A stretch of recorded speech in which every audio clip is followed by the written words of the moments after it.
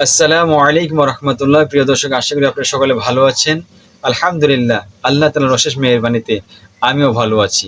প্রিয় দর্শক, আজ সফর মাসের শেষ বুধবার দিন, অর্থাৎ 28শে সফর।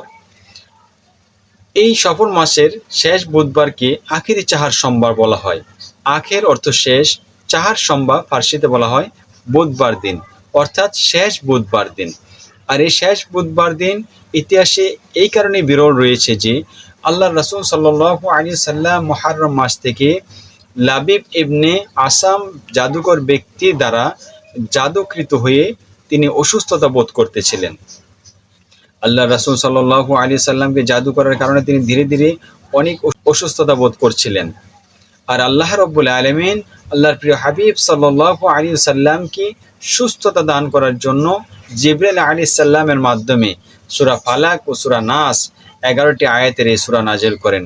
আর আল্লাহর রাসূল সাল্লাল্লাহু আলাইহি ওয়াসাল্লাম এই 11টি সূরা এক একটি আয়াত পাঠ করার সাথে সাথে এক একটি জাদু আল্লাহর রাসূল সাল্লাল্লাহু আলাইহি সাল্লামকে দূর হতে লাগলো, এবং এভাবে আল্লাহর রাসূল সাল্লাল্লাহু আলাইহি ওয়াসাল্লাম সুস্থতা লাভ করলেন।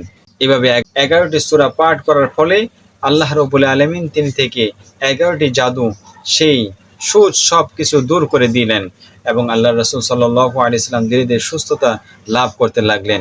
আল্লাহ রাসূল সাল্লাল্লাহু আলাইহি সাল্লামের সুস্থতায় হযরত ফাতেমা জোহরা রাদিয়াল্লাহু আনহা সহ সমস্ত সাহাবায়ে কেরাম আনন্দে কান্না করতে লাগলেন এবং বেশি বেশি দান সদকা করতে লাগলেন। সুবহানাল্লাহ।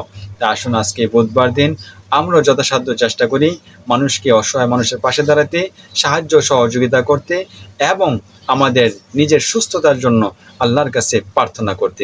আল্লাহ তাআলা আমাদের সকলকে সুস্থতার সাথে নেক হায়াত নসিব করুন, বেশি করে নেক আমল করার তৌফিক দেন।